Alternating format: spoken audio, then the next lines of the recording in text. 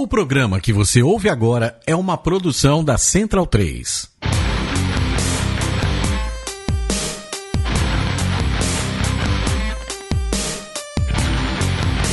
Começa agora o Xadrez Verbal. Bom crepúsculo, ouvintes da Central 3, está começando mais uma edição do Xadrez Verbal, a sua revista semanal sobre política internacional em formato de podcast, trazendo informações desse mundo cabra da peste, de norte e sul, leste e oeste. Comigo tem o meu amigo e companheiro Felipe Nobre Figueiredo, o homem por trás do tabuleiro. Como estamos, Felipe, nessa bela sexta-feira de sol em São Paulo? Felizmente estamos dentro do ar-condicionado. Sim, é importante. Então essa é a melhor coisa a ser comemorada. Eu não sei quem escalaram na lateral do meu Cartola. Isso é uma coisa que tem tomado muito da minha mente. Agora, falando sério, um abraço para todos os nossos ouvintes, todos os nossos amigos que nos toleram, nos suportam, nos apoiam, nos divulgam, nos criticam. Um abraço especial para o Chasqueiro lá do Twitter e para a esposa dele que nos ouvem. Ele é do Sul? Não sei por quê. Porque Chasque é quem lida com couro. Então pode ser, não sei. Ele certamente vai nos ouvir e vai comentar no Twitter. Não, então, perdão, Chasque, na verdade, eu confundi com Guasca. Chasque é tipo um garoto de recado, assim. Ah, então você está dizendo que o nosso ouvinte é fofoqueiro, é isso? Não, tô falando que é... Está dizendo que o nosso ouvinte é o Leão Lobo do Twitter. É isso que você está dizendo. Você está ofendendo a nossa audiência. O senhor é... Longe de mim. O senhor é desprezível. Aliás, eu tenho um pedido especial para nossa audiência daqui a pouco. Tô com medo. Um abraço pro Denilton, que diz que comentar lá no site do Xadrez Verbal é muito mais difícil do que no YouTube, porque tem que ter cadastro no WordPress. Não, é só você ter uma rede social. Enfim, foi o que ele escreveu, eu tô mandando um abraço. Meu Deus, você quer implicar com os ouvintes hoje. Um abraço pro Jaime, que mora lá em Londres, que nos trouxe a notícia, e fica a primeira correção, de que a frota russa do Báltico passou sim pelo Canal da Mancha. Sabia. Ainda não sabemos se eles fizeram bunda lelê, mas, inclusive, a Royal Navy, né, a Marinha Real Britânica, os acompanhou durante a viagem, obviamente. O Douglas Romero, assim como outras pessoas, nos trouxe a informação de que agora tem sim um curso de Mesopotâmia e Antiga na USP, do professor Marcelo Rede. Aí eu vou falar uma coisa que alguns veteranos meus falavam na minha época. Professor que entrou na USP depois de mim, eu não sei nada. Porque esse cara não existia quando eu estava na graduação. Então eu não posso tecer comentários. Um grande abraço também para o Leonardo Rocha Bento, diplomata, também professor do Sapiência, que é um nosso ouvinte recente, diz que adora o programa. Ele trouxe 3 informações. Primeiro, ele corrigiu a minha cãibra mental, né, de que o G4 inclui a Índia, não a África do Sul. G4 é Brasil, Alemanha, Índia e Japão. São os países que desejam a reforma do Conselho de Segurança da ONU. A Marcele, nossa querida Marcele lá de Porto Alegre, também trouxe essa informação, futura colega do Leonardo Rocha Bento. Ele também disse que a greve no Itamaraty já acabou e que a grana para pagar as organizações internacionais já foi aprovada, já foi liberada, já saiu no Diário Oficial. Um grande abraço também para o Marcelo Almeida, que diz que é noob em conhecimentos políticos gerais e aprende bastante com a gente, tanto que a gente traz o fato, a notícia e também a análise. A Catarina Aragão simplesmente adora o programa. O Johnny Alves disse que o último programa foi ótimo, como sempre, e também trouxe outra informação que muita gente também trouxe, de que a SpaceX e a Tesla, elas têm o mesmo dono. Eu fiz alguma cãibra cerebral, lembrando que cérebro é um músculo, e lembrando também que isso é uma piada, tá? Mas, né, são ambas do Elon Musk, e que a que pode concorrer com a SpaceX é a Blue Origin, o fundador da Amazon. E, finalmente, um abraço para o Rogério Calçavara, que disse que o programa é longo, mas dá para ouvir em blocos. Ele deu essa dica aqui para outros ouvintes, que se você parar no final de cada bloco, não dá para perder quase nada de compreensão, só como se fossem programas independentes, já que o último programa ficou bastante longo. E fique à vontade para mandar seus e-mails, seus recados, suas críticas, seu amor, suas sugestões e paçoquitas. Teve um outro ouvinte que falou que anda tomando banhos de 1 hora por conta do xadrez verbal, mas daí não é problema nosso, né? Eu acho que ele tá usando a gente de bode expiatório, né? Aí depende da faixa etária dele, entendeu? Depende de com quem ele mora. Tem vários fatores. Se ele mora, por exemplo, com a namorada ou namorado, se o banho depois sai todo enfumaçado, entendeu? Tem várias possibilidades. Enfim. E aproveitando a deixa do nosso Jaime Fachin Júnior, que já foi citado, o biólogo londrino, eu tenho um recado para os demais ouvintes do Xadrez Verbal e de outros podcasts da Central 3, que é sobre a campanha de financiamento coletivo que lançamos hoje no Apoia-se, e você com 14 ou 27 reais pode fazer parte do Clube Central 3, que vai ajudar a manter a estrutura aqui da casa, e também você terá acesso ao grupo de discussão e sugestão de pautas. E no plano de 27 reais você também concorre a sorteio de brindes relacionados aos programas e outras ações promovidas aqui. Felipe, você vai fortalecer aí divulgando, né, nos canais do Xadrez Verbal também, estará linkado sempre agora a partir do... E o link para a campanha estará tanto na página do Xadrez Verbal, no podcast, quanto na Central 3, independente por onde você ouça. Lembrando que o Apoia-se é para a Central 3, tá? Muita gente também cobra de fazer uma iniciativa parecida do Xadrez Verbal, isso vai ter pra frente, mas é uma iniciativa da Central 3 como um todo, e pegando todos os ouvintes dos outros programas também. Inclusive eu apareço lá no vídeo da campanha da Central 3. Bueno, vamos passar para o primeiro bloco do Giro de Notícias. Giro de Notícias. Notícia da última sexta-feira, 21 de outubro. A Alemanha aprova a lei que regulamenta espionagem no exterior. Na verdade, a Alemanha ela aprovou uma lei que ela regula a espionagem também de instituições e indivíduos estrangeiros, tanto dentro quanto fora do país. Aumenta, digamos assim, o controle do legislativo sobre a BND, que é a Agência Alemã de Espionagem, porém, ao mesmo tempo, deixa clara que essa agência não apenas existe, mas também espiona pessoas e instituições dentro da Alemanha, né? Uma coisa que não seria admitida publicamente, agora foi exposta, digamos assim, pelo próprio legislativo do país. Notícia da última segunda-feira, dia 24 de outubro. Autoridades francesas deslocam centenas de imigrantes em Calais. Essa foi uma notícia que os nossos ouvintes mais antigos talvez se lembrem, porque era uma discussão antiga, né? O campo de refugiados de Calais, também que era conhecido pelo apelido pejorativo de A Selva, tinham entre 7.000 e 9.000 pessoas morando nesse campo. O campo iniciou-se o processo de desmantelamento do campo, com, nesse primeiro momento, a retirada de centenas ou talvez milhares de pessoas do local. A operação contou com mais de 1.200 policiais e outros funcionários, e no primeiro momento foram retiradas pessoas em situação de vulnerabilidade. Os refugiados serão realocados para cerca de 450 centros ao redor do país. E o Reino Unido aceitou parte das crianças desacompanhadas que viviam em Calais. Lembrando que Calais fica ali no Canal da Mancha, no noroeste da França, então está bem próximo... Justamente perto da entrada do Eurotúnel.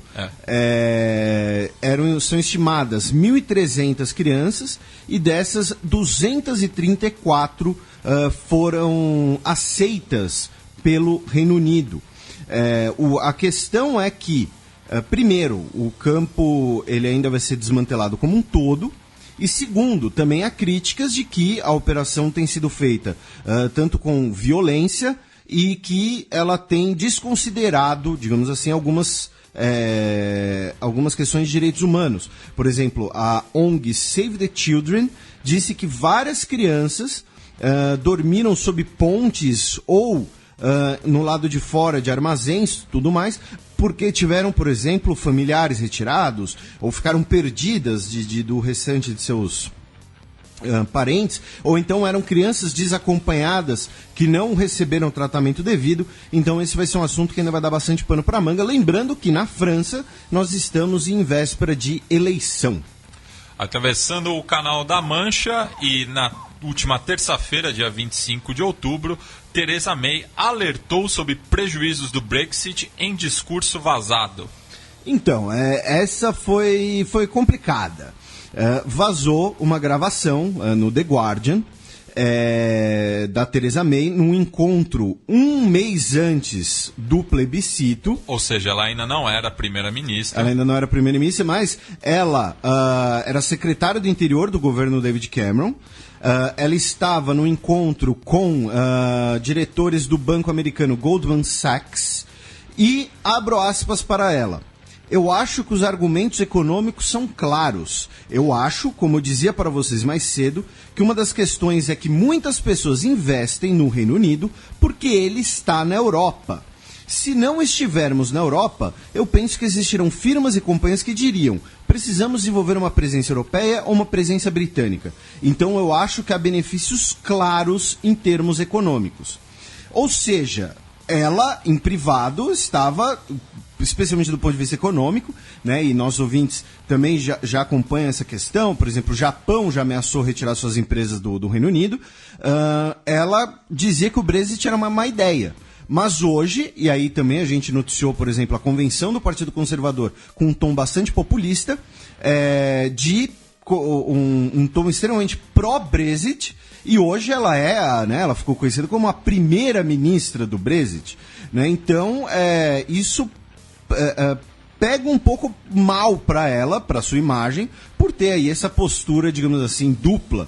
E na própria campanha do Brexit, na campanha do referendo, ela foi, digamos assim, um pouco neutra, um pouco ausente durante a campanha. Então, isso pode gerar ainda mais problemas no cenário interno do Reino Unido. Lembrando que uma das discussões mais importantes hoje do Reino Unido é se o Brexit ele é uma competência exclusiva do legislativo, do executivo, desculpem, ou se o legislativo, se o parlamento, que deve ter a palavra final. Notícia polêmica do dia 26 de outubro, última quarta-feira. Comitê de Direitos Humanos da ONU analisará a queixa de Lula contra Moro. Então, aí são dois temas aqui de direito internacional. Essa manchete foi a manchete ainda mais razoável que a gente teve, foi da Folha. Teve várias manchetes que foram tipo: ONU aceita denúncia de Lula contra Moro, alguma coisa assim. Não, na verdade, né, e aí lembrando que alguns programas atrás, a professora Ana Luísa de Moraes Campos, que é professora universitária de Direito Internacional, ou seja, entende muito mais do que a gente sobre isso, ela deu uma pequena aula sobre isso, então fica aí a referência para os nossos ouvintes. Mas o Comitê de Direitos Humanos da ONU protocolou o pedido da defesa do Lula, dizendo que o juiz Sérgio Moro e procuradores da Operação Lava Jato violam direitos e ele não é imparcial, ele antecipou o juízo de valor. Ou seja, o comitê protocolou, disse que vai ler o papel. É basicamente isso. Lembrando que tem a questão do esgotamento das mídias internas, que isso foi muito lembrado pela professora Ana Luísa. Então a gente ainda vai ver os próximos desdobramentos. E também Gâmbia declarou essa semana que vai sair do Tribunal Penal Internacional, dizendo que o TPI ele persegue africanos, em particular os seus dirigentes, e abro aspas, o TPI, por mais que se chame Tribunal Penal Internacional, é na realidade um tribunal branco internacional que persegue e humilha as pessoas de cor, em particular os africanos.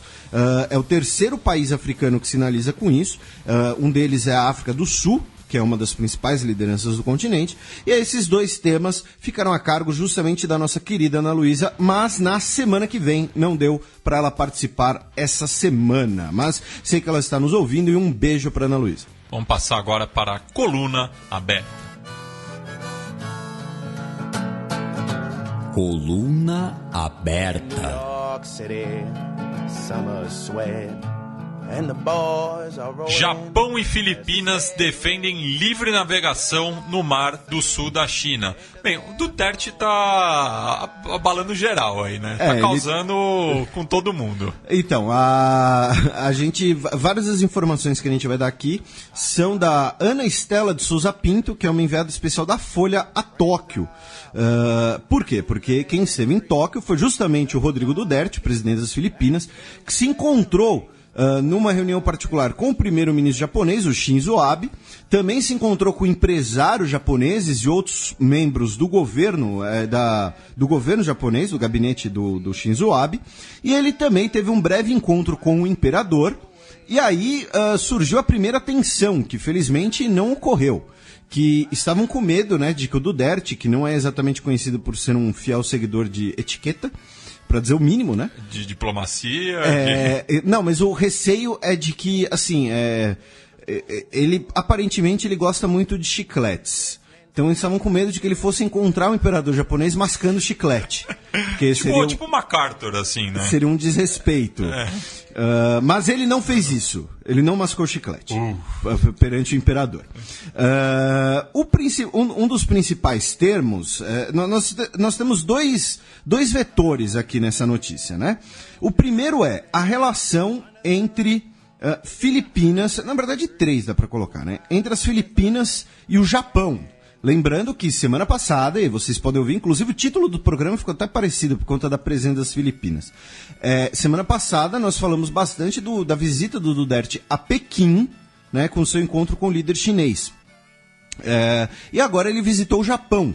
Então, 2 desses vetores são a relação Filipinas-Japão e a relação Japão-China, né, que são 2 potências regionais. A China, ela é candidata a superpotência, né, se já não é, e as Filipinas estão ali, quase literalmente, ali entre os 2. Então, são relações importantes. E a terceira é a relação entre Filipinas e Estados Unidos. Por quê? Porque Estados Unidos e Japão têm uma relação muito próxima, né? Lembrando que nós temos aviões, temos tropas dos Estados Unidos no Japão, assim como nós temos nas Filipinas, comentamos no programa passado. Então, quando o Duterte chama o presidente Obama de FDP, quando o Duterte fala que quer romper com os Estados Unidos, que quer que as tropas dos Estados Unidos vão embora, isso também afeta a sua relação com o Japão. Então, são os 3 vetores. E aí vamos aqui aos itens principais, digamos assim. O primeiro é em relação à China, né? Nós tivemos a assinatura de um tratado, de um acordo de 15 pontos entre o Shinzo Abe e o Duterte.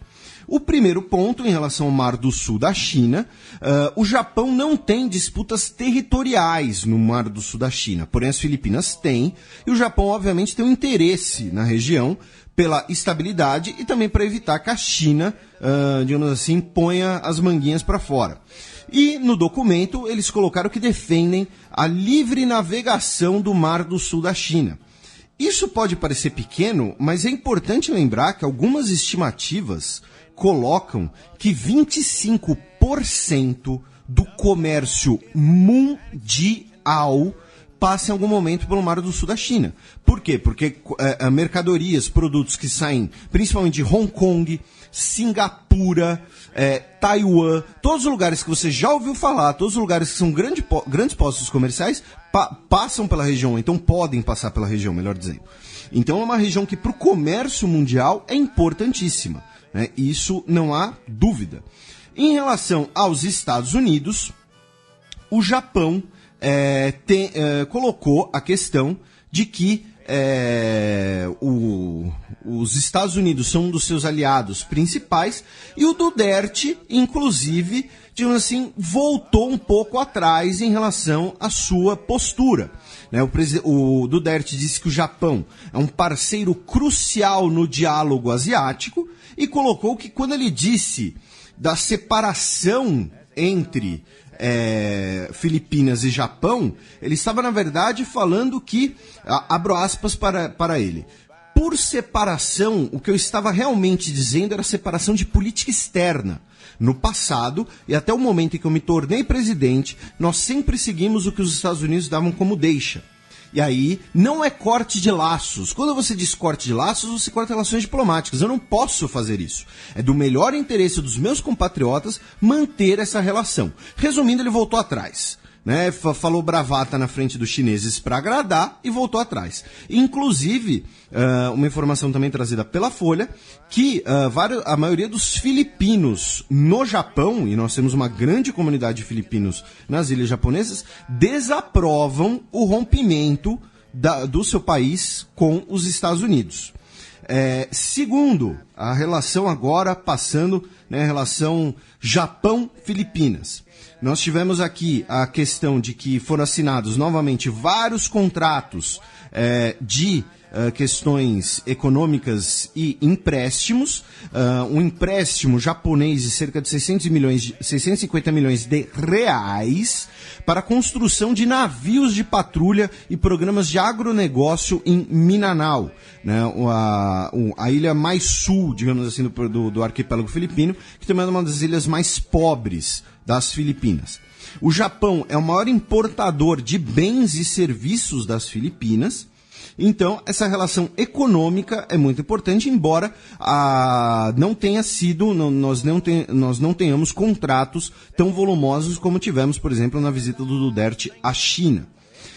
Ainda nessa relação, o governo do Japão fez algumas críticas veladas, digamos assim, em relação à política do Duterte antidrogas. Colocou que o governo japonês se compromete a cooperar em programa de reabilitação de viciados.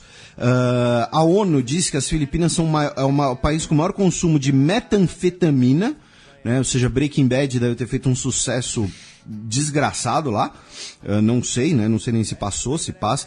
Só quero saber o nome que deve ter passado, né? Porque quando passou no SBT, passou como Breaking Bad, a química do mal. Né? Sensacional, cara. Assim, os caras que traduzem os títulos aqui no Brasil são... E teve uma versão colombiana também. Qual? Do Breaking Bad.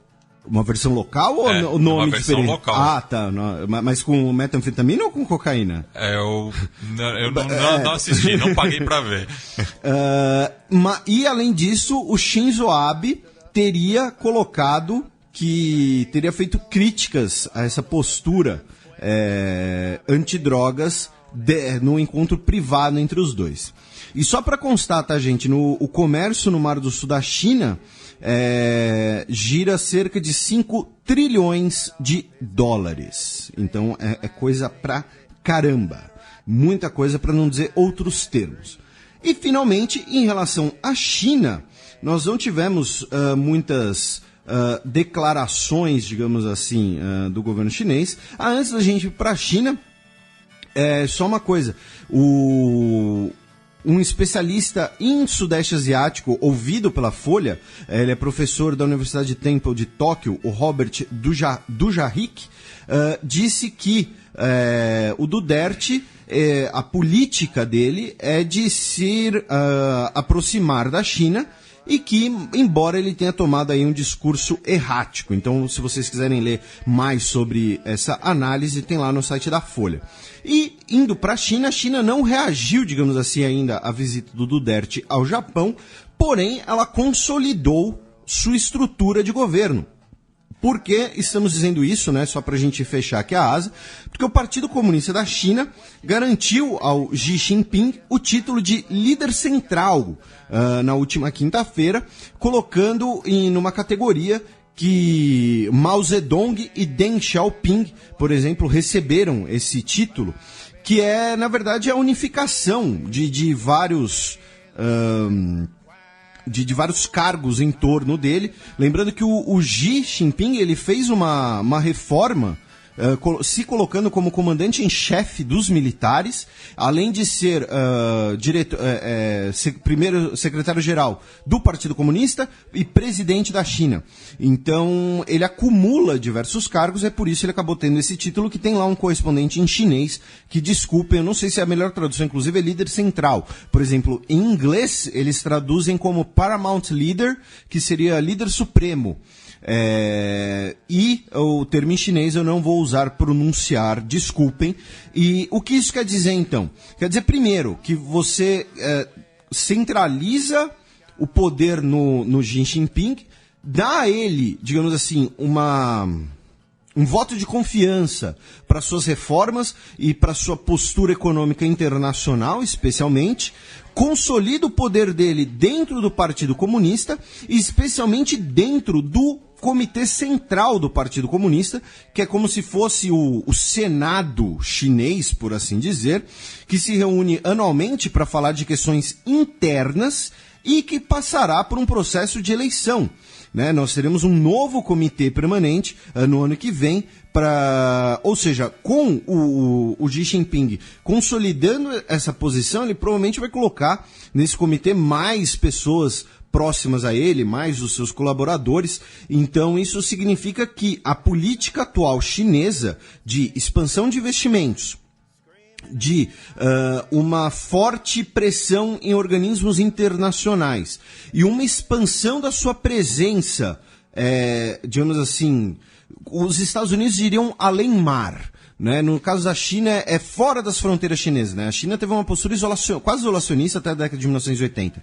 Hoje ela está na África, com pesados investimentos de presença militar, realizou manobras militares no Oceano Índico, nós temos os diversos investimentos na América do Sul, pelo menos compromissos de investimentos, a base de observação espacial na Argentina. Então são diversas questões que provavelmente vão se manter com esse fortalecimento do Xi Jinping. Vamos passar agora para as efemérides semanais. A semana na história.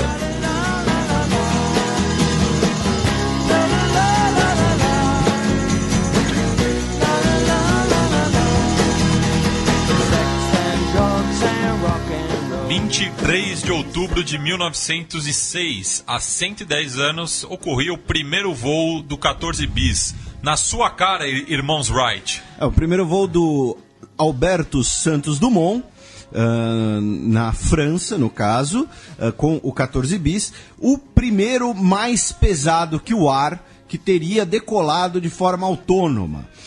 Aí, se é a discussão do primeiro avião ou não, entra lá o estilingão dos irmãos Wright, que aí tem uma questão curiosa, que é o seguinte: o 14 bis, ele foi o primeiro que decolou de forma autônoma. Isso é importante. Porém, o 14 bis, ele só voava em linha reta quase. Ele não tinha muitos controles. Já o Flyer dos irmãos Wright, ele já tinha sistema de controles, ailerons, flaps e tudo mais, que o Santos Dumont só vai colocar no Demoiselle, que vai vir depois. Então, por isso que também tem essa discussão, além do fato dos irmãos Wright terem patenteado tudo e ninguém ter visto. Só eles, só os truta viram o estilingão. 23 de outubro de 1956, 60 anos atrás, tinha início a Revolução Húngara. A Revolução Húngara que é um divisor de águas na Guerra Fria, mas principalmente no marxismo, no pensamento, nos partidos comunistas, especialmente europeus. Por quê? O que foi a Revolução Húngara, para resumir? Estudantes húngaros protestaram contra o autoritarismo do governo húngaro naquele momento, que era um governo apontado pelos soviéticos, apoiado pelos soviéticos. Essa revolução se expandiu, se tornou violenta, e ela foi reprimida com tanques e muita violência por parte da União Soviética e das tropas húngaras. Isso fez com que diversos partidos comunistas do Ocidente, da França, do Reino Unido, perdessem muitos dos seus afiliados e perdessem muito dos seus intelectuais, porque viram aquilo como uma traição dos princípios da esquerda, viram aquilo como um absurdo, uma violação de direitos, o que de fato era. Lembrando que aqui em 56, por exemplo, Stalin era visto em boa parte da Europa como o libertador da Europa.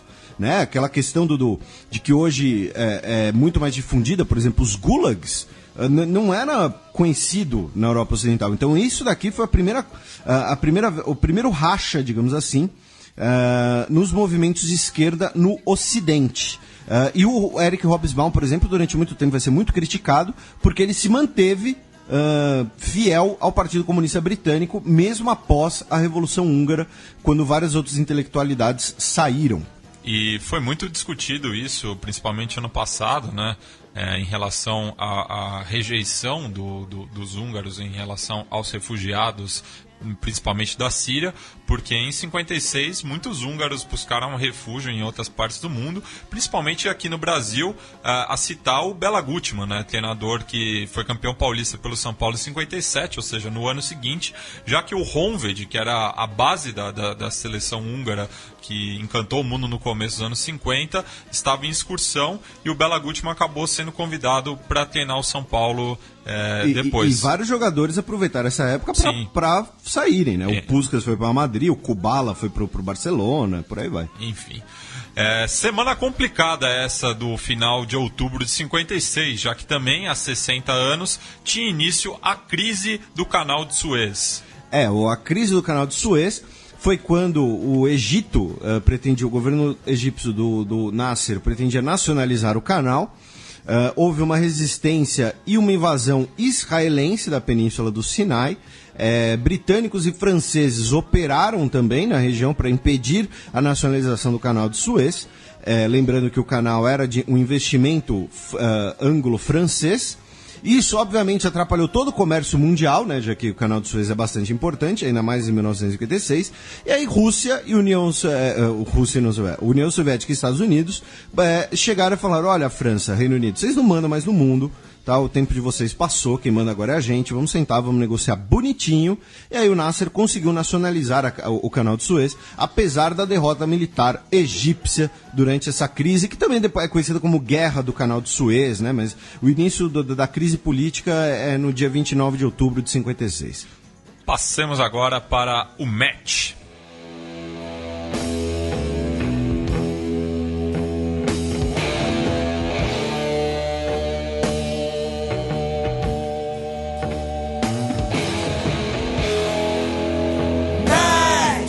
Bem, semana passada o subtítulo do Xadrez Verbal foi Mossul, justamente por conta da contraofensiva do exército iraquiano ali no norte do país contra o Estado Islâmico, né, o Daesh. E a batalha contra o auto-intitulado Estado Islâmico completou uma semana, mas com avanços limitados, né, Felipe? Então aqui nesse bloco a gente vai aproveitar, meu caro Matias, e fazer novamente um breve tour, um breve giro aí pelo Oriente Médio.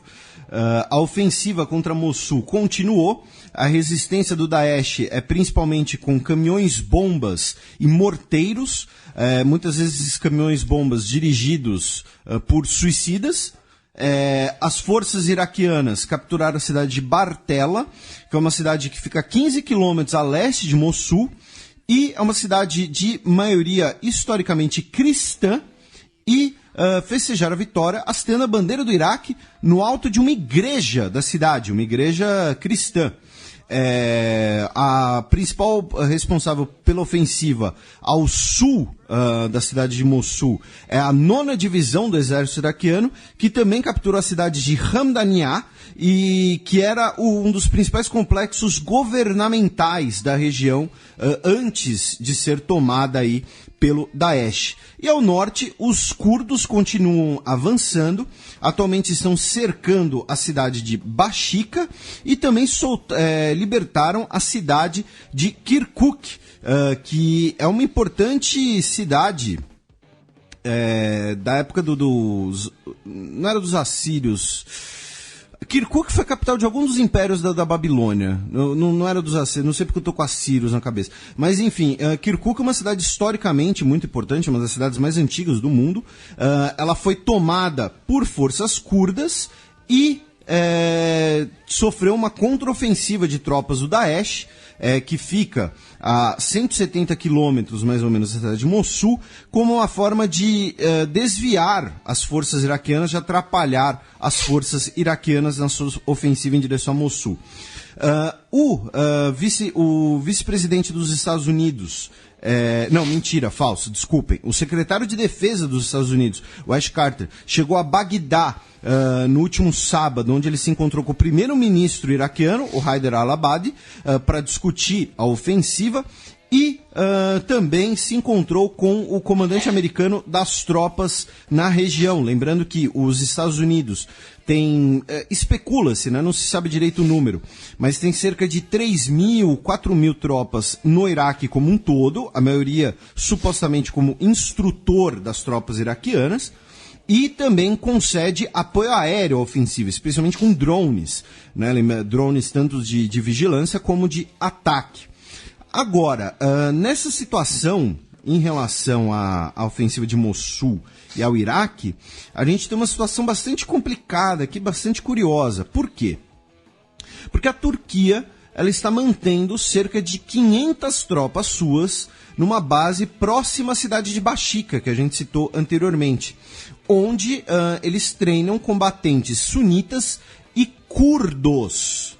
A gente já vai entrar nisso, tá, gente? O governo iraquiano diz que as tropas turcas estão no local sem autorização do governo, e a Turquia disse que não vai retirar as suas tropas da região, dizendo que ela merece ter um papel na ofensiva de Mossul e por ser aliada do ex-governo sunita da província norte do país, a província de Nínive, né? Nínive também é um nome bastante mitológico. É bíblico também, é citado na Bíblia. Então tá tudo junto. E na qual Mossul, inclusive, é a capital. E a Turquia era muito... Se não me engano, Jonas tinha que ir a Nínive. Quando ele se recusa, ele é... Não. Jonas estava no porto de Jaffa, em Israel. Não. Nínive fica lá no Iraque. Não, sim, mas ele teria que pregar em Nínive. Não, acho que ele é pro Líbano. Não sei, enfim, vê aí. Você... Vou conferir no livro de Jonas. Então abre sua Bíblia. No caso, a Turquia era aliada do ex-governo da região, governo sunita. Lembrando que o governo do governo iraquiano atualmente é xiita. A região norte já ela é de maioria sunita, tanto que é da onde vem Saddam Hussein. E eu peço para vocês guardarem, digamos assim... A missão de Jonas era em Nínive, ele se recusou e por isso que Deus castigou ele. Mas como é que ele... Nínive, na época, é a capital da Síria. Não, ele recebeu o chamado divino. Não, eu sei, mas será que não é, então, outra referência? Porque a gente tá falando de Nínive no Iraque. Não, mas é a capital da Síria. Bem, não sei, mas como é que ele ia navegando até lá pra baleia comer ele? Não é navegando, ele teria que ir pra Nínive. A pé? Mas aí a baleia comeu ele. Não, mas daí ele fugiu. Ele pega o barco pra fugir, tá certo, desculpa. Não, o pior que eu ouvi essa história lá em Jaffa, tipo, daqui foi onde Jonas saiu, tem uma estátua. Sim. Lá. E por isso eu tava confundindo. Tipo, como é que a baleia comeu ele na direção do Iraque? Porque ele fugiu. Porque ele foi. Tá certo. Então lembre-se, se Deus mandar você pregar no Iraque, se você fugir, você vai viver no estômago da baleia. Então, continuando aqui, eu peço apenas para guardarem essa informação sobre a Turquia, porque a gente vai fazer uma rápida pincelada pela Síria e a gente vai voltar para a Turquia. Na Síria, nós tivemos uma triste notícia essa semana, de que foi um bombardeio a uma escola na Síria, no vilarejo de Has, na província de Idlib, que deixou pelo menos 35 mortos, incluindo 11 crianças. E o número de mortos pode aumentar, inclusive, e o ataque aéreo teria sido realizado por forças sírias. Porém, a Rússia negou que tenha realizado ataques aéreos nessa região. Ou seja, se esse ataque foi das tropas pró-Assad, foi então da própria aviação síria, não da aviação russa, segundo o Ministério da Defesa russo, né, a versão oficial deles.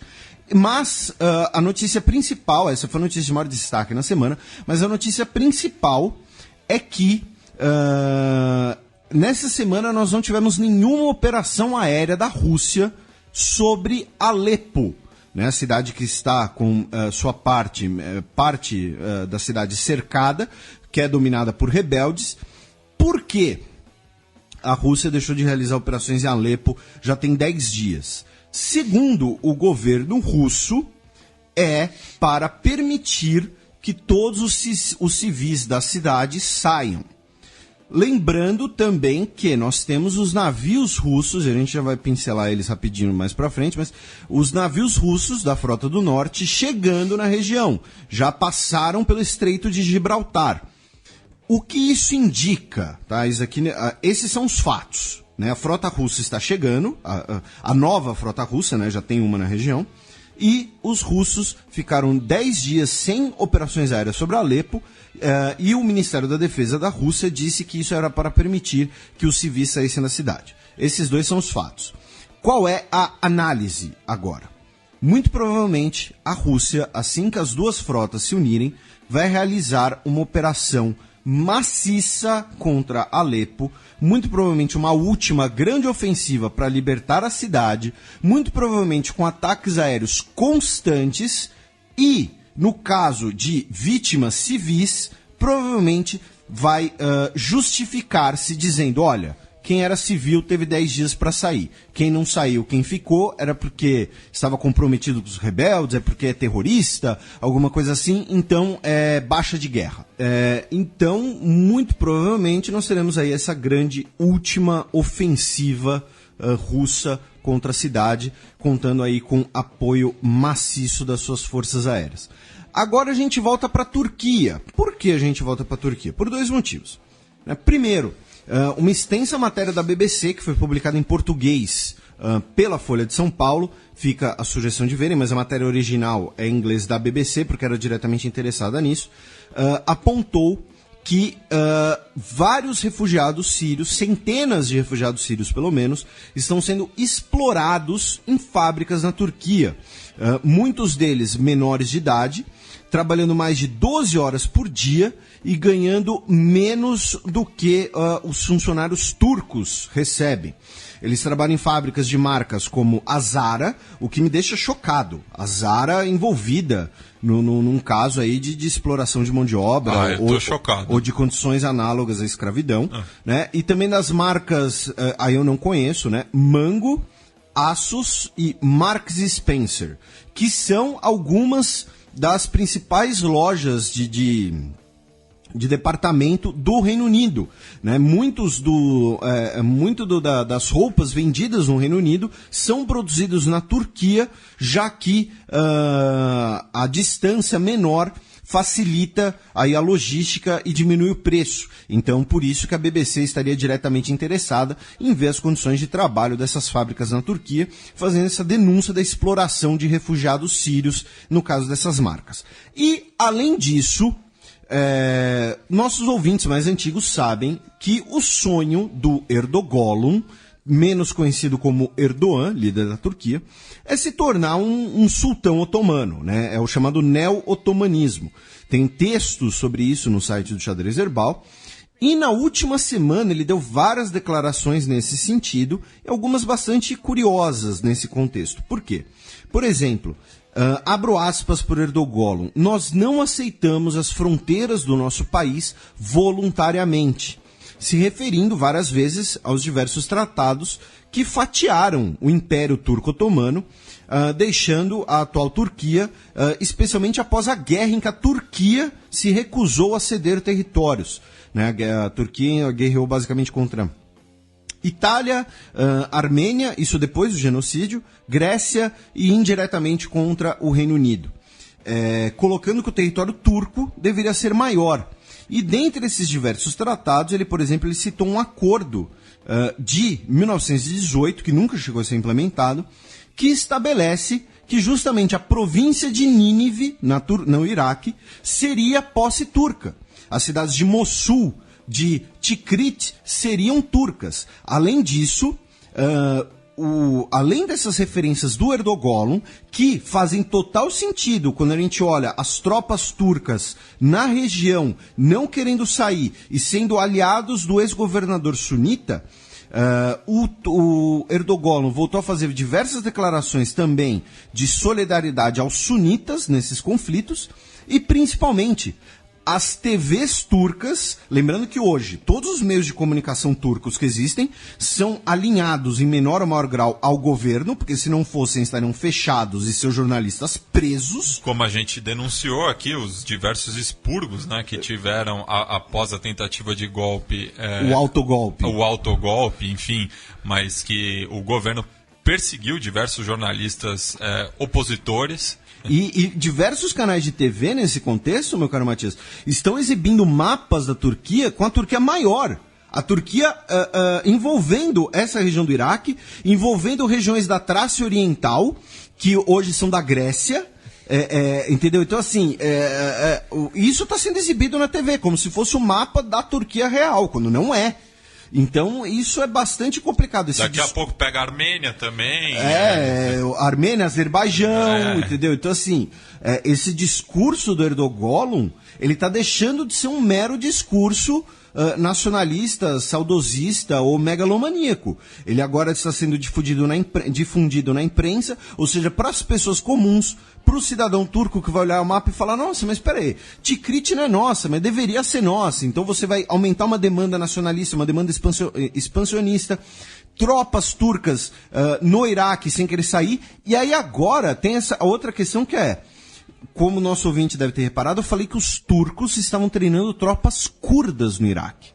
E aí o nosso ouvinte falou, mas Felipe, como assim? Você sempre disse com o Erdogan que os turcos odeiam os curdos, que eles não querem os curdos, que eles colocam os curdos como terroristas, de fato, e violam diretamente vários direitos de populações curdas dentro da Turquia e na Síria. Qual seria o interesse turco, então? Ao fortalecer os curdos no Iraque, eles falam, olha, vocês querem o Kurdistão? Tá bom, tá aí, ó, é dentro do Iraque, vai pra lá, entendeu? Vai pra aquele lado. Porque no caso do Kurdistão da Síria, sendo um lugar muito mais organizado e pela geografia não há uma barreira clara entre a Turquia e a Síria. Já em relação à Turquia e o Iraque, embora seja quase uma linha no chão, você ainda tem uma questão geográfica ali, um acidente geográfico. Então fica uma fronteira muito melhor delimitada e fala, olha, então tá, então os curdos podem morar ali, daquele lado lá, não do nosso. Então o Erdogan tá bem saidinho aí, né, nessa semana. Antes da gente falar das duas potências, né, dos dois blocos de potências do mundo, passar aqui pelo Grande Oriente Médio, Afeganistão e Paquistão. Primeiro uma notícia triste, né? O Paquistão ele prendeu a Sharbat Gula, que todos vocês já viram o rosto dela, que ela é aquela menina afegã. Da capa da National Geographic. Exatamente, fotografada em 85, refugiada da invasão soviética do Afeganistão, com aqueles belos olhos verdes. Fizeram depois uma capa 25 anos depois, se eu não com me engano. Ela também, exatamente. E mostrando os efeitos visíveis na aparência física dela. Do tempo, da situação que ela vive. Porque assim, ela tem, acho que 40 anos. E você olha, você pensa que ela tem 60. E ela foi presa no Paquistão por estar com documentos ilegais paquistaneses por ser refugiada. E por que isso é uma notícia triste? Porque prenderam a moça da capa? Não por isso, porque se vocês repararem, ela vive como refugiada há 30 anos. Há 30 anos ela tem papéis de refugiada. E aí quando ela comprou, provavelmente, papéis falsos paquistaneses para poder viver no Paquistão, e foi pega e foi presa, mas a pessoa está há 30 anos, quer dizer, mais até, né? 30 anos de quando ela foi fotografada como refugiada, né? Então, por isso que é uma notícia bastante triste. Outra notícia também desagradável é de que pelo menos 59 pessoas morreram num ataque contra uma academia de treinamento da polícia paquistanesa em Quetta, no sudoeste do Paquistão, que foi realizado por 3 homens armados que se explodiram ao fim do ataque. O general paquistanês Ger Afgan atribuiu o ataque ao grupo armado Lashkar-e-Jangab, que é aliado dos talibãs. Porém, o Daesh reivindicou o ataque. A agência AMAC, inclusive, deu detalhes dos ataques, do procedimento, de como eles se explodiram, e pelo menos 59 pessoas morreram, muitos deles recrutas de polícia. E, para fechar aqui, vamos falar um pouquinho aqui da questão das superpotências, das potências mundiais, né, que a frota russa do Mar do Norte, que está indo ao Mediterrâneo para se juntar com a frota do Mar Negro. Ela é formada, né, por 8 embarcações, capitaneada pelo único porta-aviões russo, o almirante Kuznetsov, que foi um almirante do Império Russo. A frota, muito provavelmente, além das 8 embarcações de superfície, também deve contar com submarinos que ainda não foram detectados, e conta também com aviões e helicópteros a bordo do almirante Kuznetsov. Como eu disse, a frota passou pelo Estreito de Gibraltar e ela iria fazer uma parada de reabastecimento em Ceuta. Né? Ceuta, que todo mundo deve ter visto no colégio, foi conquistada pelos portugueses em 1415. Ceuta com U. Ceuta, não Celta. Que marca aí o início da expansão ultramarina portuguesa, ainda no clima cruzadístico, né? no clima de guerra religiosa. E até hoje é uma possessão, no caso, espanhola. A frota russa ia fazer essa parada de abastecimento em Ceuta, porém a OTAN criticou isso, fez pressão na Espanha, dizendo como um membro da OTAN pode permitir isso, sendo que esses navios vão ser usados contra os interesses da OTAN. Obviamente o discurso, né, é sempre o discurso humanitário, né? Esses aviões vão ser usados para atacar civis e tudo mais, mas obviamente que a França não se importa com isso na hora de treinar piloto saudita que está pagando. Mas fizeram essa pressão e a Espanha cancelou, digamos assim, essa escala, e o governo russo disse que eles que cancelaram, ficou isso por isso mesmo. Por quê? Porque não teve um racha tão grande? Porque as autoridades espanholas dizem que os navios russos que costumam parar em Ceuta são uma grande fonte para a economia local. Desde 2011, cerca de 60 navios russos fizeram escala em Ceuta, e aí você tem o navio paga a taxa do porto, ele consome o combustível comercializado no porto, o marinheiro desce e vai consumir ali no boteco, para não dizer, né, que ele visita outros tipos de lugares, compra souvenirs, entendeu? Sei lá, então é uma importante fonte econômica, por isso que não houve um tom muito forte nesse cancelamento entre Espanha e Rússia, porque eles sabem que depois que a situação normalizar, isso vai ser interessante para eles. Então, a frota russa vai fazer essa parada de abastecimento na Argélia, até porque o porta-aviões russo já é bastante velho, ele é bastante problemático, tanto que o nosso ouvinte mandou a foto, ele é bastante fumacento, e ele navega com um navio de reparos do lado dele, entendeu? Se der problema, ele pode fazer reparo a qualquer momento.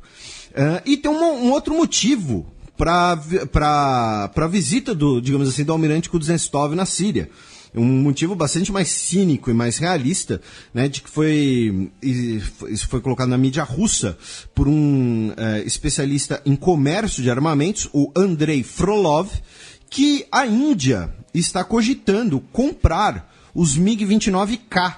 Né, esse sufixo K nos códigos russos significa avião embarcado. Os MiG-29K para o seu futuro porta-aviões. Então, a Rússia gostaria de fazer, inclusive, uma demonstração prática da capacidade do avião na Síria, usando, né, aí a população síria, os rebeldes sírios, como alvo, como... não é bode expiatório... Enfim, como cobaia, cobaia, né, dessa questão comercial até. Porque, de fato, não haveria necessidade do porta-aviões russo ir até lá, porém, além de uma demonstração de força, agora também é uma questão comercial.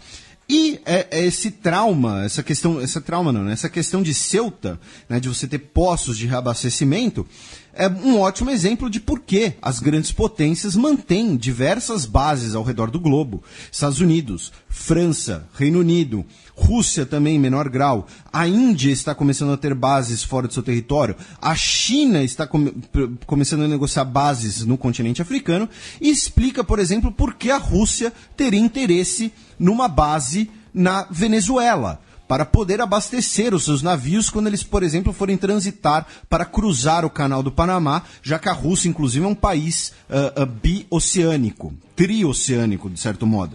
O Ártico, o Pacífico... E o Atlântico indiretamente, né, ali pelo Báltico e pelo Mar Negro. Então, assim, esse interesse da base russa na Venezuela é para ter uma rede de abastecimento, não é para invadir o Brasil, ao contrário do que algumas pessoas colocaram, como por exemplo a doutora Janaína Pascoal, professora de Direito da USP, que inclusive tem um texto lá no Xadrez Verbal essa semana que causou algum bafafá, por assim dizer, sobre essa questão da presença militar russa ou da identidade russa como comunista, alguma coisa assim.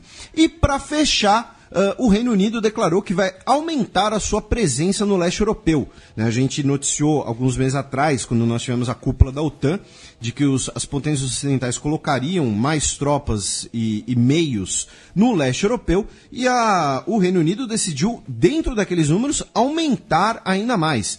Ela vai mandar caças para a Romênia e 800 tropas com blindados para a Estônia, 150 a mais do que o previsto, e também os caças não estavam inicialmente previstos. E o Barack Obama declarou também que 900 soldados americanos vão para a Polônia, numa tropa de elite e em status de prontidão.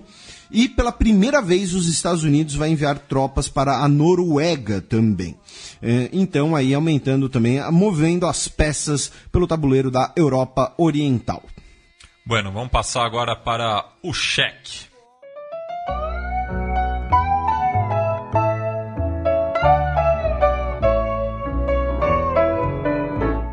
Cheque.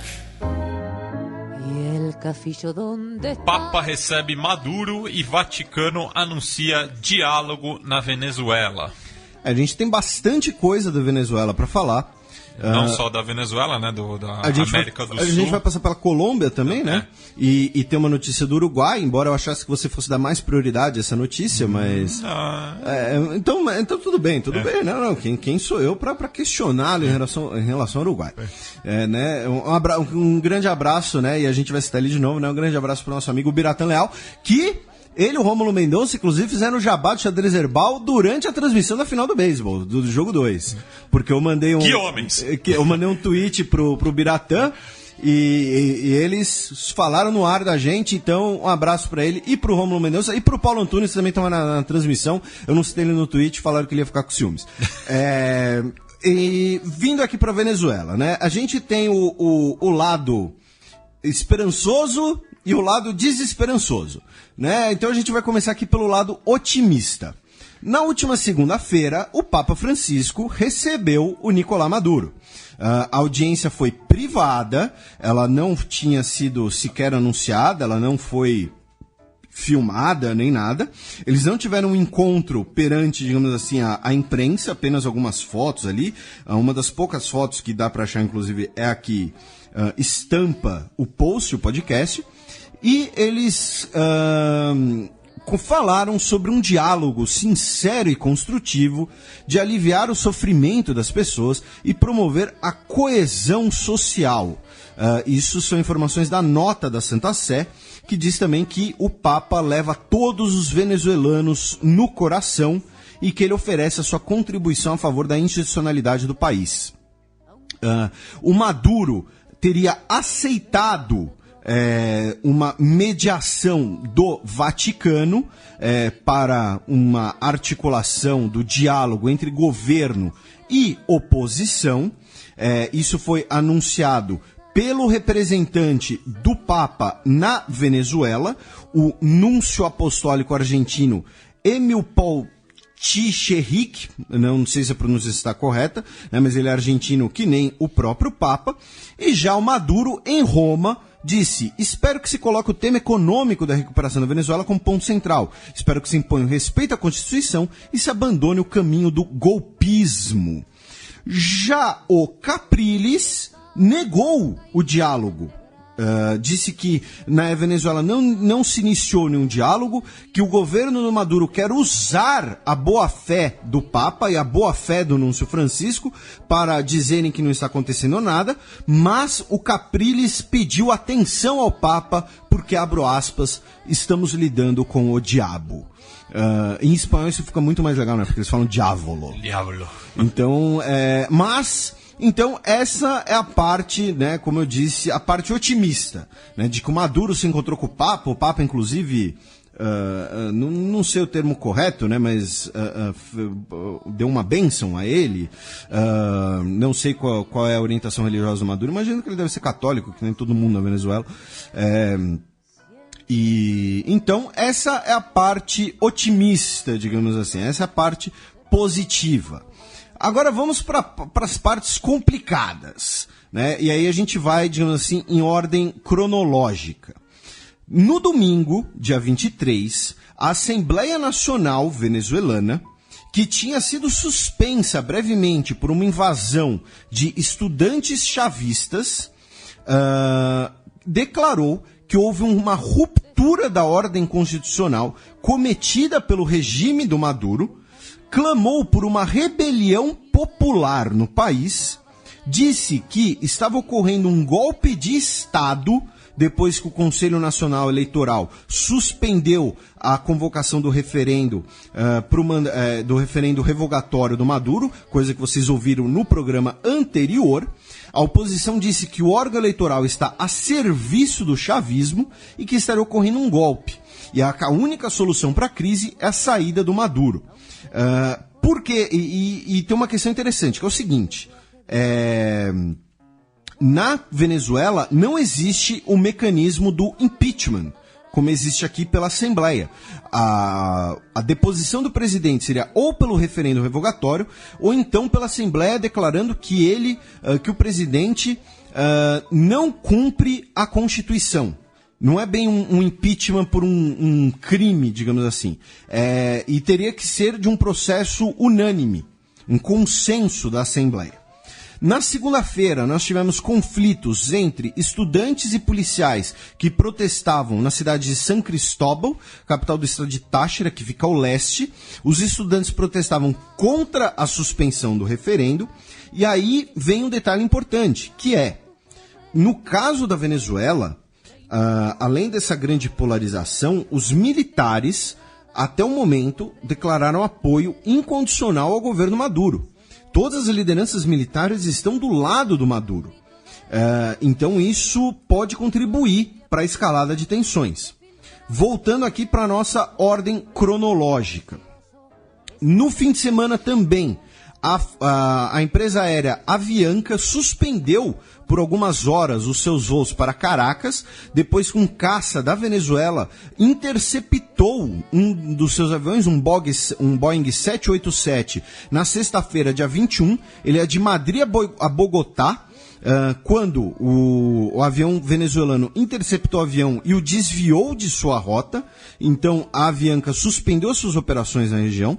No domingo, dia 23 ainda, nós tivemos a invasão da Assembleia Nacional, que a gente mencionou anteriormente, que se retiraram os manifestantes após o líder do governo na Assembleia conversar com o líder da oposição e negociarem. E aí, na terça-feira, a Assembleia Nacional da Venezuela iniciou o julgamento político e penal contra o Nicolás Maduro para determinar sua responsabilidade na, abro aspas, ruptura da ordem constitucional. Ou seja, o impeachment lá, não existe o impeachment político lá. Não é previsto na Constituição. É um julgamento penal que pode declarar a presidência vacante. Então, que declararia que o cargo está vago e que seriam necessárias, então, ou novas eleições, ou o líder da casa assume. Não é prevista uma passagem, uma hierarquia, uma passagem de poder. Lembrando que a oposição quer o referendo revogatório até janeiro para poder então convocar novas eleições. Se houver o referendo revogatório até janeiro, depois de janeiro, o vice assume. Mas o referendo revogatório é o único mecanismo que existe na Venezuela de impeachment, por assim dizer. Esse processo da Assembleia Nacional, do Legislativo, é um julgamento penal. Na quarta-feira, nós tivemos grandes protestos na Venezuela, que levaram pelo menos a 147 pessoas presas, 120 feridos e um policial do estado de Miranda foi morto a tiros por manifestantes. Os manifestantes contra o Maduro. Já no dia 27, quinta-feira, o presidente da Assembleia Nacional Venezuelana disse que quando a sessão estava para se iniciar a discussão da responsabilidade do Nicolás Maduro, a Assembleia Nacional ficou sem energia elétrica, teve a energia elétrica cortada de forma arbitrária, e na quinta-feira a oposição declarou que deveria haver uma greve geral começando esta sexta, vulgo hoje, quando estamos gravando. Já um dos deputados chavistas, o Diosdado Cabejo, disse que empresas que tomarem parte da greve serão tomadas pelo governo venezuelano e pelas tropas venezuelanas que já tinham ocupado a sede do Grupo Polar, o maior grupo de produtos alimentícios do país. Ou seja, lembrando novamente que as tropas, os militares, estão do lado do Maduro. Então o risco de um conflito é que o poder político e boa parte da satisfação popular está com a oposição, e parte dos populares e os militares e o judiciário estão na mão do Maduro. Então isso é um cenário, um caldeirão bastante complicado. Já a Isabel Fleck da Folha traz que a posição do Brasil em relação à oposição venezuelana, ao movimento da oposição venezuelana nesse momento, é de reserva, porque considera que isso vai apenas acirrar ainda mais os ânimos no país, com pouco resultado efetivo. Lembrando que o governo brasileiro hoje apoia a oposição venezuelana, especialmente Serra e Temer. Observações sobre a Venezuela, meu caro Matias? Não, então vamos cruzar a fronteira, vamos aqui para a Colômbia. Aproveitar e mandar um abraço para o nosso ouvinte Elver Bonilla Garcia, direto de Bogotá. Ele que falou que muitas vezes não comparte a mesma visão da gente, mas fala que a gente é bem informado. Ele é colombiano? Colombiano. Então, um abraço para ele e para todos os nossos ouvintes colombianos, especialmente para Shakira. No caso da Colômbia, o Manuel Santos anunciou, né, que cerca de 455 propostas foram levadas a Havana para a continuidade das negociações entre o governo e as Farc, e ele declarou que um novo acordo de paz, previsto para ficar pronto até dezembro, pode ser aprovado sem que se realize um novo plebiscito, um novo referendo, né? Na quarta-feira, o Santos declarou: eu sigo sendo presidente da República e tenho todas as faculdades constitucionais e legais para decidir como implantamos esse novo acordo. O que acontece? De fato, o Santos pode aprovar o acordo na caneta, porque é um acordo executivo. Ele tem esse poder constitucional. Porém, o discurso do próprio Santos, nesse tempo todo, foi de que isso deveria ser aprovado pelo povo por ser uma questão democrática e pela população ser a principal interessada nessa decisão, nesse processo de paz. Então isso pode significar uma mudança de tom, que talvez inclusive influencie o seu legado político posterior. Temos que ver. O fato é, a possibilidade existe, ela já tinha sido levantada anteriormente, então é uma questão que deve sim ser colocada. Já também em relação ao processo de paz, as Farc disse que estão comprometidas com a continuidade das conversas, porém, abrimos aspas, consideramos que o único interlocutor que temos com o Estado colombiano é a equipe de negociadores do governo. Em outras palavras, o Álvaro Uribe não pode participar das conversas pelas Farc. Né? Várias dessas propostas são para agradarem os uribistas. Lembrando que o Álvaro Uribe é senador atualmente pela Colômbia, mas faz parte da oposição. Então, é um recado bem direto, né?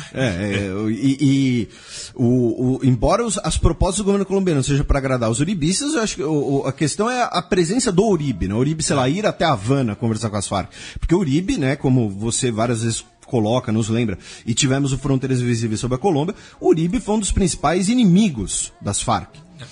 E um dos principais aliados dos paramilitares. Que são os principais inimigos das Farc. E, finalmente, outra situação complicada na Colômbia foi que nós tivemos o cancelamento das negociações entre o governo e o Exército de Libertação Nacional, a ELN, né, que é o segundo maior grupo do país. A gente noticiou aqui com né, a boa notícia do início dessas negociações, porém, o cessar-fogo se mantém, porém as negociações foram canceladas. Por quê? O diálogo que seria em Quito. Porque o governo colocou que, para iniciar as negociações, deveria ter a libertação imediata do político Odin Sanches, que hoje é refém.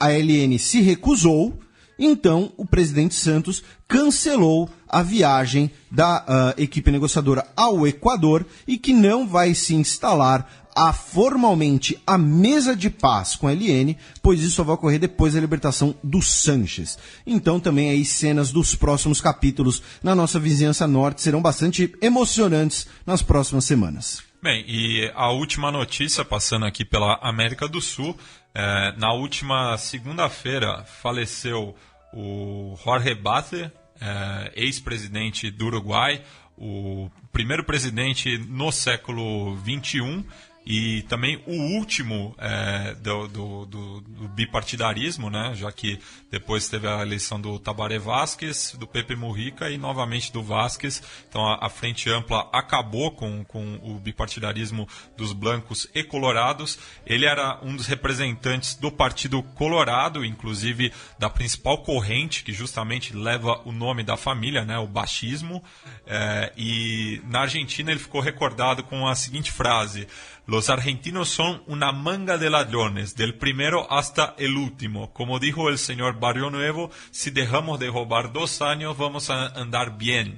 Então ele não era muito diplomático com os vizinhos, no caso argentino. E falando da família Batlle, né, o seu pai, o Luiz Conrado Batlle Berres, ficou conhecido por outra frase também, dizendo que o Uruguai era a Suíça da América do Sul, isso por conta do momento de otimismo, né, no final no pós-Segunda Guerra Mundial. E o seu tio-avô, o José Batlle y Ordóñez, o patriarca, né, da família, que inclusive o parque onde está localizado o Estádio Centenário é o Parque Batlle, foi presidente no começo do século passado, por 2 mandatos consecutivos. Não consecutivos, alternados, né? Foi de 1903 a 1907 e de 1911 a 1915, inclusive tendo uma guerra civil com os blancos no começo do século, isso em 1904, e ficou conhecido também por ter travado um duelo em armas com o político branco Washington Beltrán Barbat, no que hoje é o estádio Gran Parque Central do Clube Nacional de Futebol. Então, os 2 dos principais estádios de futebol no Uruguai estão ligados à família Batlle. Mas alguém morreu no duelo? O Washington Beltrán Barbat morreu. Morreu? Meu Deus, o Luiz Batlle Ordóñez ceifou sua vida num duelo em armas. Lembrando que no Uruguai os colorados são os conservadores, né? Os dois partidos são bem conservadores atualmente, né? Mas historicamente. Historicamente, né? Os colorados são mais conservadores. É esquisito, né? Os vermelhos são os conservadores, tanto lá quanto no Paraguai, mas enfim. Bueno, vamos passar agora para o Gambito da Dama com a professora Vivian Almeida.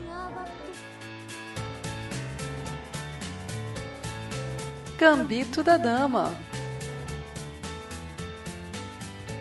Olá, pessoal, mais uma sexta-feira, vamos bater outro papo sobre economia e seguindo um pouco a semana passada, eu pensei em trazer aqui para vocês a continuidade do assunto Prêmio Nobel. Na semana passada a gente falou sobre os 2 pesquisadores que ganharam esse ano, no contexto da teoria dos contratos e um pouquinho da explicação do porquê é relevante, como que isso afeta diretamente a nossa vida, e hoje eu vou estender um pouquinho esse assunto Prêmio Nobel e vou conversar com vocês sobre o Prêmio Nobel do ano passado. Ano passado, em outubro de 2015, também foram feitas as concessões e as entregas desse prêmio. E quem ganhou o Prêmio Nobel de Economia foi um pesquisador chamado Angus Deaton. Vamos entender um pouquinho a pesquisa dele. Se a gente pudesse sintetizar e explicar de modo objetivo por que o Angus Deaton ganhou o Prêmio Nobel de 2015, a gente deveria afirmar que ele ganhou por conta da sua análise sobre pobreza e consumo. Basicamente, o que o Deaton fala? Olha, para a gente tentar entender os determinantes da pobreza, por que um país é pobre, por que uma pessoa é pobre, por que existe essa diferença entre pobreza e riqueza, a gente teria que entender quais são os padrões de consumo. E aí você pode pensar, nossa, que óbvio isso, né? Bom, em certo sentido mas a pesquisa dele envolve o reconhecimento dessa distribuição do consumo. Como que a gente reflete o que comprar em momentos de crise, em momentos de prosperidade, como que ao longo do nosso ciclo de vida isso é evidenciado. Será que agora, por exemplo, que a gente está vivendo em 2016, um ano de uma crise muito intensa no Brasil, o ano passado também a gente teve a relação entre o desemprego e todo esse cenário econômico, como será que a gente realocou o nosso orçamento? Será que a gente manteve o consumo de bens supérfluos? Numa primeira hipótese, assim, numa resposta rápida, você pode dizer, claro que não, eu abri mão, enfim, eu estou tendo que priorizar. Mas quando a gente olha a cesta de consumo, quais bens eu abri mão, quais eu deixei de abrir. Se você pega, por exemplo, alguns estudos de bens de luxo, você vai ver que em momentos de crise, é claro que você tem uma redução da participação, mas em alguns produtos dentro de cosméticos, você observa uma manutenção. E como que eu explico isso? E essa é a grande relevância da obra do Deaton.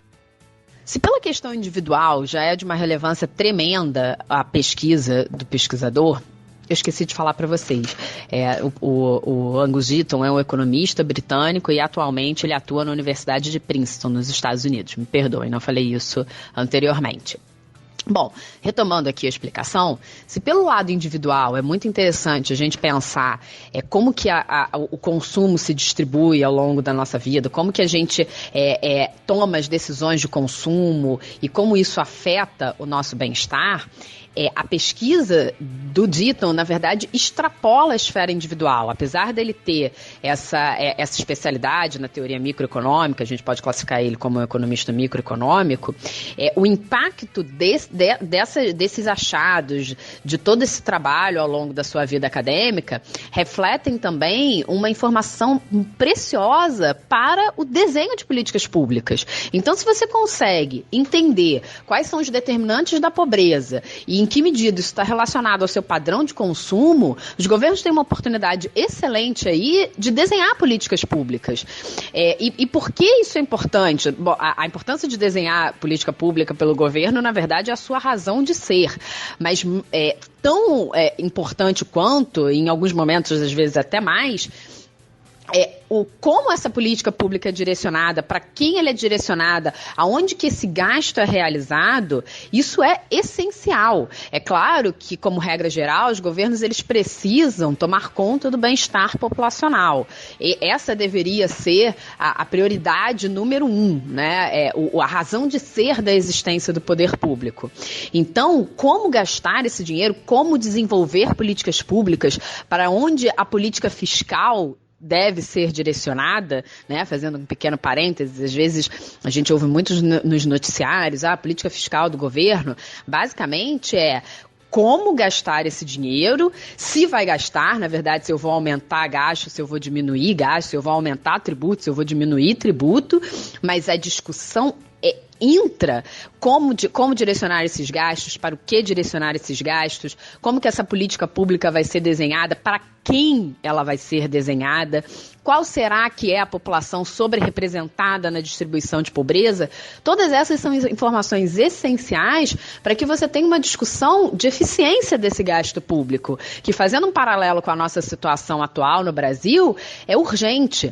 A gente está no meio de uma discussão sobre uma proposta de emenda constitucional que fala sobre o teto dos gastos de governo, e a gente tem que lembrar que, a gente pode falar sobre esse assunto, pode discutir estabelecimento de teto, se isso é certo, se isso é errado, mas uma discussão que a gente sempre tem que colocar mas como gastar esse dinheiro? Para quem gastar esse dinheiro? Quem precisa mais desse dinheiro? Qual é a política pública que eu tenho que desenhar? Então, um prêmio Nobel que revela estar preocupado com essa associação entre consumo, pobreza e bem-estar é importantíssimo, é uma sinalização de que a economia ela deve extrapolar a análise dos indicadores mais duros e mais diretos, como, por exemplo, o PIB. A gente pode pensar no desenvolvimento, no bem-estar, em que medida isso transborda para as nossas vidas. Qual é a renda que eu preciso ganhar para ser feliz? Será que essa pergunta faz sentido? Isso é uma das respostas que a gente pode analisar com essa obra dele. Falando em felicidade, o Ditton também é o cara que vocês já devem ter ouvido isso de longe, que fala qual é o salário máximo para você ser feliz. Parece uma coisa meio estranha falar isso, né? Porque dinheiro e felicidade nem sempre andam juntos, mas ele tem uma pesquisa que ele diz que ganhar mais de $75 mil por ano, né? Nos Estados Unidos tem muito essa medida do salário anual. Isso não te traz um nível de felicidade muito maior, né? Então você consegue, a partir daí, ter uma vida confortável e isso te garante um nível de bem-estar, uma felicidade. Ele tem muito essa pesquisa sobre a felicidade interna bruta, né? Fazendo uma brincadeira com o PIB interno bruto. Isso te traz um nível de satisfação desejável, e muito mais dinheiro do que isso não muda tanto a sua percepção sobre a sua felicidade. Mas, obviamente, o contraponto mas menos dinheiro pode te trazer problemas que impactem na sua felicidade. Então, qual é a motivação da pesquisa? É claro que eu sei que eu não posso fazer essa associação direta, o dinheiro não é um determinante da felicidade, mas alguns indicadores básicos do bem-estar, como educação, saúde, me trazem uma sensação de bem-estar maior. Isso faz com que eu possa ser, de um modo muito subjetivo aqui, mais feliz, e menos dinheiro impactaria essa minha decisão. E aí ele tem esse número aí cabalístico dos $75 mil anuais. Para finalizar aqui, então, destacando, fazendo uma síntese de tudo que foi falado, basicamente, qual é a importância da gente entender a obra desses caras? Porque essa representação do Prêmio Nobel, ser laureado com esse prêmio, por que isso é tão importante? Porque isso dá uma sinalização da importância da evidência empírica para a gente tomar decisão, que é o que eu sempre falo aqui na coluna, né? A economia, ela trata muito de tomar decisão. E aí, quando eu analiso um prêmio Nobel que está fazendo essa relação entre consumo, pobreza, bem-estar, felicidade, como que essas decisões afetam a nossa vida individual e traduzindo esses números, como que os gestores de política pública podem tomar decisões que aumentem o bem-estar social, tudo isso é extremamente relevante para que a gente tenha um padrão de vida melhor. Então, a dica de hoje é tentar entender como que na academia, que é uma coisa que parece que é muito longe da nossa vida real, como que isso se traduz na nossa vida cotidiana, que é, inclusive, uma das características do Prêmio Nobel de 2015, é que a sua pesquisa ela é muito, muito aplicada ao mundo real. Isso é algo muito interessante. Tanto é que tem essa história da felicidade interna bruta. Então, basicamente era isso que eu tinha para trazer hoje. Espero que vocês tenham gostado. Uma boa semana a todos. Hoje a dica vai ser um pouquinho diferente do que eu tenho feito. Na verdade, eu posso dar 2 dicas.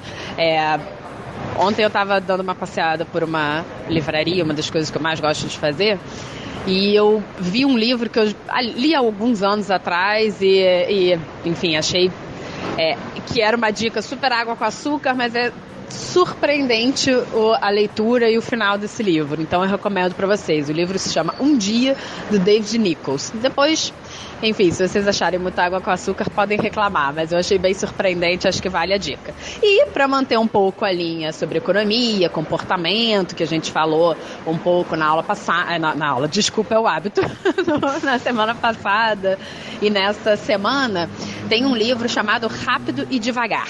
Também vale muito a pena e fala sobre processos de tomada de decisão. Espero que vocês tenham uma ótima semana e que tenham gostado das dicas de hoje.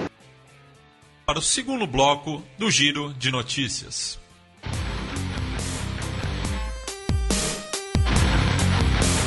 Giro de Notícias. Notícia da última quarta-feira, 26 de outubro. Estados Unidos se abstém pela primeira vez em votação da ONU contra embargo a Cuba.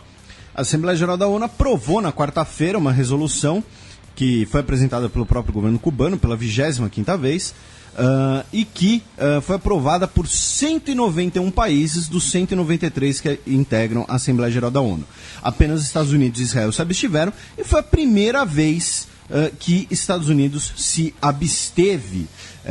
Os Estados Unidos, obviamente, sempre votou contra essa resolução e agora porém, todavia, entretanto, ela tem valor apenas simbólico, né? Já que o fim do embargo, como nossos ouvintes sabem, depende do Congresso, do Legislativo dos Estados Unidos, já que hoje ele tem força de lei nos Estados Unidos. Então, essa resolução aprovada na Assembleia Geral da ONU, ela vai ter um peso simbólico a ser aprovado, inclusive no Congresso dos Estados Unidos, né? Olha, temos que acabar com isso, porque o mundo condena isso também. Então, é uma questão interessante, porém apenas simbólica. E o outro país que se absteve nessa votação foi Israel, que também nessa semana chamou seu embaixador de volta, já que a Unesco aprovou uma resolução sobre Jerusalém. Já teve aquela resolução da semana passada, né, que a gente esclareceu para os nossos ouvintes, e aí, nessa última semana agora, nós tivemos uma nova resolução da Unesco pela Comissão de Patrimônio da Unesco, e aí Israel chamou de volta seu embaixador na Unesco para consultas, já que, segundo o gabinete do premier Benjamin Netanyahu, o teatro do absurdo continua. Por quê? Essa Comissão do Patrimônio, que conta com 21 membros, aprovou um texto proposto por Kuwait, Líbano e Tunísia, nenhum dos três países tem relações com Israel, em que condena as escavações ilegais de Israel na Cidade Velha de Jerusalém e, em particular, na esplanada das mesquitas, novamente omitindo os termos judeus do texto em relação aos locais sagrados de Jerusalém. No comunicado do premier Netanyahu, abro aspas, as forças islamistas extremistas destroem mesquitas, igrejas e sítios arqueológicos, enquanto Israel é o único país da região que os preserva e garante a liberdade de culto para todas as religiões. É a Comissão de Patrimônio da Unesco e não Israel que deve ser condenada. Então, novamente, mais um entrevero entre Israel e comissões da Unesco, porém lembrando que a Unesco não decide, não apita nada. Quem aprovou o texto foram os 21 países membros da Comissão de Patrimônio. Nesse caso, não inclui o Brasil. Notícia de ontem, dia 27 de outubro. Falha tentativa para o novo governo espanhol. Segunda investida ocorrerá no sábado. Para variar, a Espanha, né, já está sem governo, já tem 300 anos, basicamente. Né, nossos ouvintes já estão cansados de ouvirem que a Espanha está sem governo. Porém, o que aconteceu é que nessa semana nós tínhamos um prenúncio de otimismo, digamos assim. No caso, tinha um clima de otimismo porque o PSOE, o Partido Socialista Operário Espanhol, o Partido de Centro-Esquerda da Espanha, o PT da Espanha, se preferirem, tinha declarado que iria se abster da votação, no caso da segunda votação de sábado, já que a primeira votação de quinta-feira ele foi derrotado por 180 votos contra 170.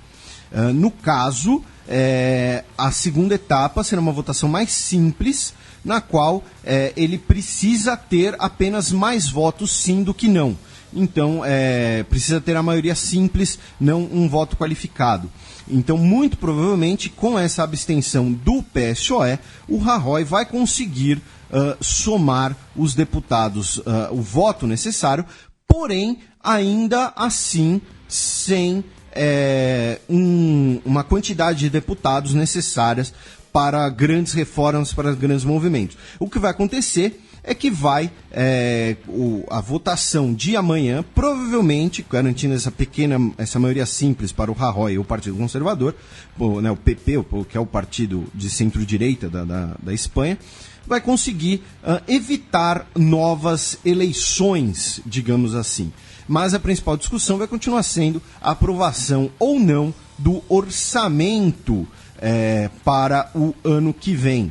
Então, isso ainda vai ser complicado. Muito provavelmente isso é uma solução de um tapa-buraco. Né? Ele vai ter ali, vai conseguir se manter como premier, porém sem base suficiente no legislativo. Em algum momento vão ter que convocar eleições de novo, eu imagino. Breaking News! Pepeca pedirá ativação de carta democrática da OEA contra a Venezuela. Quem nos informa é Silvia Colombo, que está em Cartagena. A Silvia Colombo está em Cartagena para a cúpula ibero-americana, que vai ser realizada agora, nesse fim de semana. E o Pepeca, o presidente do Peru, disse que vai pedir a ativação da carta democrática da OEA, o que pode colocar a Venezuela como suspensa da OEA, e também vai pedir um preparativo de ajuda humanitária à Venezuela, com abastecimento de alimentação e de remédios. A carta contempla a possibilidade de expulsão de país, mas isso, eu duvido muito, provavelmente vai ser suspensa, que nem, por exemplo, Cuba foi suspensa durante muito tempo. Então, e o Congresso peruano também votou um pedido ao presidente, ou seja, o legislativo está pedindo ao executivo que convoque o embaixador peruano na Venezuela. Lembrando que o embaixador é uma prerrogativa do executivo, então o legislativo não tem como determinar isso. Ele apenas pediu para o executivo fazer isso. E o retorno do embaixador foi aprovado por 81-13, uma surra. E ainda depende da assinatura final aí do Pepeca. Porém, mais uma atualização em relação à Venezuela, com a notícia de hoje. E vamos, como eu disse, ficar de olho nas cenas dos próximos capítulos. Felipe, esse é o programa de número 70 do Xadrez Verbal, né? Nessa semana perdemos o capitão do tricampeonato mundial da seleção brasileira. Em 70. Em 70. E parece que o pessoal que hoje joga pela Canarinho, que veste a Canarinho, não deu muita bola, né? Parece que foi um qualquer, entre eles o nosso menino Neymar, que nas suas redes sociais faz merchan de tudo, mas não se posiciona. Ele que recentemente foi capitão da seleção brasileira também, então uma falta de respeito aí, né? Com a morte do grande capita, o Carlos Alberto Torres. Mas você não tinha como esperar muita coisa. Como diria o Barão de Tararé, da onde você não espera, não vai vir nada mesmo, né? Então vamos passar para os peões da semana.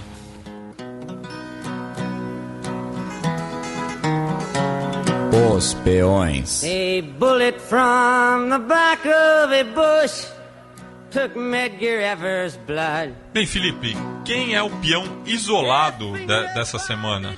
O peão isolado da semana vai para o ex-prefeito de Nova York, o Rudolph Giuliani, que inclusive é arroz de festa em vários filmes, né? Várias comédias românticas que passam em Nova York, sempre tem uma pontinha dele. Inclusive ele é citado no final dos Bons Companheiros, porque ele foi um dos responsáveis pelo desmantelamento da máfia em Nova York. E ele essa semana, no contexto da campanha presidencial dos Estados Unidos, disse que não existe racismo. Ele, só citando ele, né? para dizer que o Donald Trump é racista, isso é o Treasures, né? É um traje. Um traje. E ninguém pode chamar o outro de racista. Eu não consigo, eu não posso suportar isso, porque o racismo não existe.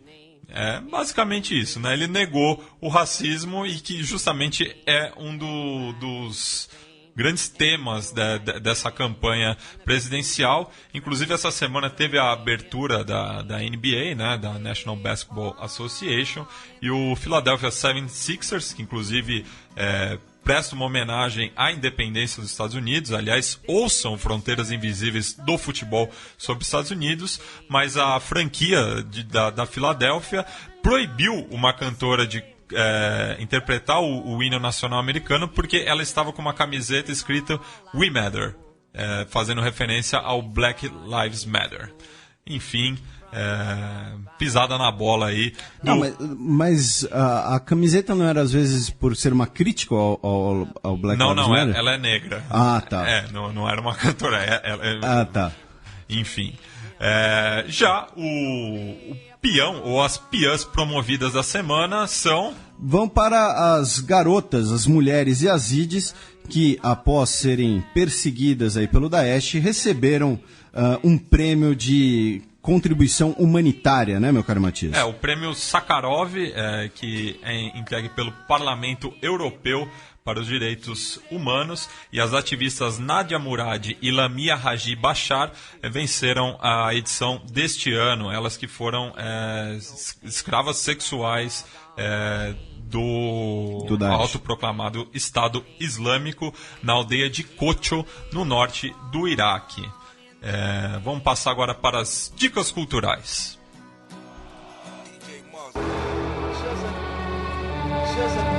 The Almighty. DJ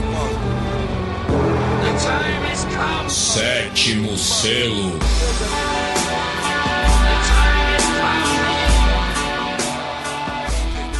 Felipe, qual é a boa para os nossos ouvintes? Já que a gente está falando aí tanto de navio, de frota russa, de submarino e tudo mais, então a minha dica é que eu citei, eu cheguei a citar esse filme recentemente, mas acho que não foi como dica, né? Então, eu acho que não foi. Então, a gente fez até a piada com o sotaque do Sean Connery. Exatamente, mas a minha dica então é Caçar o Outubro Vermelho, né, um thriller, né, envolvendo aí um submarino soviético, já que a gente está aí nesse clima aí de deslocamentos navais e batalha naval, então, e tensões. Então minha dica é essa, Caçada Outubro Vermelho. Bem, a minha dica é o livro La República Baixista, do historiador uruguaio Gerardo Caetano, já que essa corrente, imagino que perca muita força a partir de agora dentro do Partido Colorado no Uruguai. Então é interessante conhecer o surgimento dessa família na política uruguaia. Infelizmente o livro não tem tradução, mas vale a pena dar uma conferida se você se interessa pela história dos nossos vizinhos. Felipe, considerações finais? Apenas, como sempre, agradecer todo mundo que nos ouve, todo mundo que nos tolera, todo mundo que nos prestigia, todo mundo que nos ama, todo mundo que nos critica. Mandem seus e-mails, seus recados, suas sugestões, suas críticas, suas correções.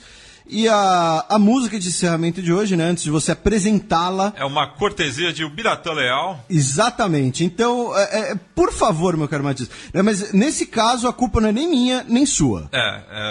Reclamações com o senhor Ubiratã Leal, já que, aproveitando esse clima de invasão. Esse clima de invasão, né? Ele relembrou uma pérola do começo dessa década, que é da banda russa Murat Nazirov, cantando Malchikti, Kotiet e Tambov. Ou seja, bate forte o tambor em russo. Então, do norte do Brasil para o norte do globo, carrapicho cantado em russo. Então, corram para as montanhas. Fechamos, então, mais uma edição do Xadrez Verbal. E lembre-se lá de apoiar a Central 3 na nossa campanha de financiamento coletivo, apoia.se/Central3 com numeral. Tá certo?